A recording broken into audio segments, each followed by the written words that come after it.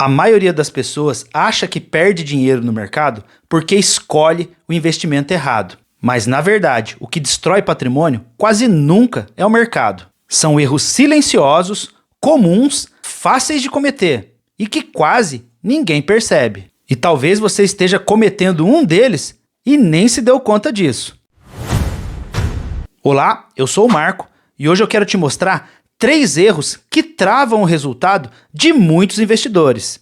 Erros que parecem pequenos, mas que no longo prazo custam muito dinheiro. Se você entender e conseguir evitar esses 3 pontos, já vai sair na frente de muita gente. O primeiro erro é tentar prever o humor do mercado. Existe um fenômeno muito comum chamado no mercado financeiro de Behavior Gap. O nome parece técnico, mas a lógica é bastante simples. Quando o mercado cai, muita gente se apavora e vende seus ativos. E quando o mercado sobe, muita gente se anima e compra um monte de coisa, mesmo sem saber do que se trata. Ou seja, vende na baixa e compra na alta. Exatamente o oposto do que deveria fazer. E isso não acontece por falta de inteligência. Acontece porque somos humanos. O nosso cérebro, ele busca alívio rápido e foge do desconforto. Quando você vê seu patrimônio caindo, o incômodo, ele é real. Dá medo, dá insegurança, dá vontade de fazer alguma coisa. E é nessa hora que muita gente vende o que comprou. Só que esse movimento, que alivia no curto prazo, no longo prazo, vai destruir o seu resultado. O bom investidor não é aquele que não sente medo. O bom investidor é aquele que não toma decisão importante no auge do medo. Eu vou te dar um exemplo. Em 2025, o Standard Poor's 500 caiu mais de 10% entre março e abril. E isso aconteceu por causa do tarifaço de Donald Trump. Naquele momento, muita gente entrou em pânico. Parecia a coisa certa era vender, com medo de perder mais. Só que pouco tempo depois, o mercado se recuperou e o Standard Poor's 500 subiu mais de 17%. Quem vendeu no pânico transformou uma queda temporária em prejuízo real, consolidado. Quem manteve firme sua estratégia participou da recuperação. Percebe a diferença? Em muitos casos, o prejuízo não vem da queda do mercado, ele vem da decisão errada no momento da queda. E esse tipo de situação sempre vai continuar acontecendo. Sempre vai ter crise, sempre vai ter manchete ruim, sempre vai existir um motivo para achar que agora é diferente. Se você não tiver método, vai sempre reagir ao sentimento do momento. E investir com base na emoção quase nunca termina bem. O erro 2 é seguir os investimentos da moda. Esse erro pega muita gente. É a dica do influencer, é a criptomoeda que subiu, é aquela ação de determinada empresa que vive aparecendo em manchete de noticiário dizendo que ela teve lucro recorde no trimestre passado. É o investimento que muita gente chama de oportunidade do momento. Eu entendo isso realmente chama atenção. Dá a impressão que está todo mundo ganhando dinheiro e que se você demorar muito para entrar, você vai ficar para trás. Só que essa sensação ela é perigosa. Ela coloca você em modo de urgência. E a urgência é uma péssima companhia para investir. Quando você segue a moda, segue o hype e segue somente aquela dica quente, você para de investir com critério. E aí passa a investir com ansiedade. A consequência disso costuma ser a mesma. Você entra sem entender direito, compra quando está na alta e vende quando está na queda. Além disso, existe outro problema. Você perde a sua paz. Quando a sua carteira de investimento depende de moda, depende de dica, você entra no modo alerta. Acorda querendo saber de notícia, toda hora fica olhando para ver se está caindo ou está subindo a sua carteira de investimentos. Não se desliga daquilo que era para ser sua paz financeira. Aquilo vira um transtorno para você. Você passa o dia todo olhando no celular, no aplicativo da corretora para ver se sua carteira está subindo ou se ela está caindo. Isso tudo gera desgaste mental e muitas vezes resultados também muito ruins. Investir bem não é ficar sabendo da próxima oportunidade da semana.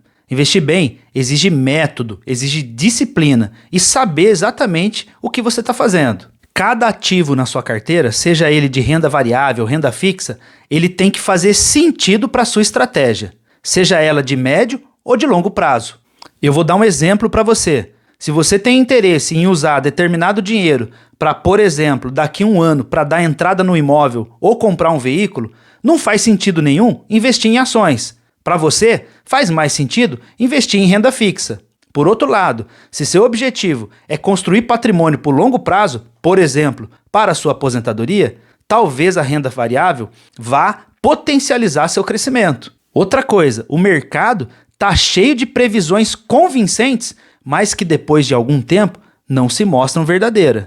É só acompanhar. Por isso, meus amigos, mais importante do que tentar adivinhar qual que é o melhor ativo do momento é ter um critério, é ter uma estratégia que não dependa de toda hora você ter que ficar escolhendo o que comprar ou se tem que vender alguma coisa da sua carteira. Agora aproveita, se esse conteúdo está te ajudando de alguma forma, já se inscreve e deixa seu like. O terceiro erro é empilhar ativos sem estratégia nenhuma. Esse erro ele é muito silencioso, mas é muito comum. A pessoa compra um CDB porque viu uma taxa boa. Compra a ação de uma empresa porque achou que a empresa é boa, é legal, é uma empresa conhecida, que ele usa a marca, inclusive. Compra um fundo imobiliário porque ouviu alguém dizer que é melhor do que aluguel de imóvel.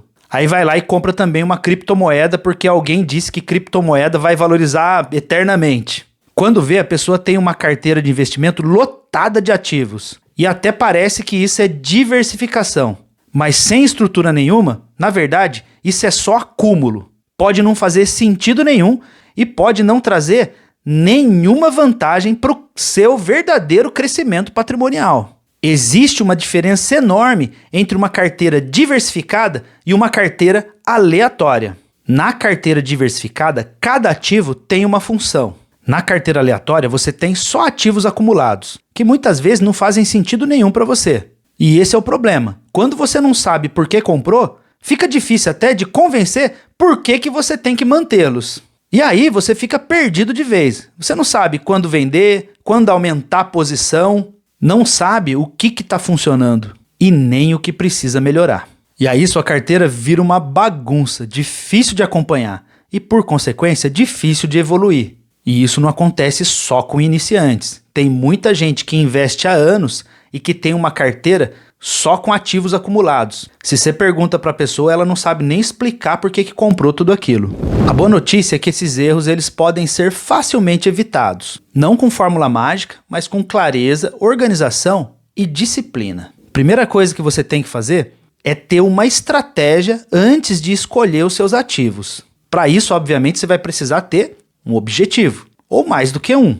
Quando você sabe seu objetivo, seu prazo e o risco que consegue suportar, fica muito mais fácil filtrar boas oportunidades. Sem isso, qualquer investimento bonito parece bom. Com clareza e objetivo, você passa a escolher melhor. Segunda coisa, defina o papel de cada ativo. Se você investe em renda fixa, por que você faz isso? É reserva? É liquidez? É estabilidade que você procura? Se investe em ações, por quê? Você quer ter um crescimento maior, potencializar o crescimento? Você não tem pressa de ver seu patrimônio crescer? Você tem paciência de aguentar a volatilidade?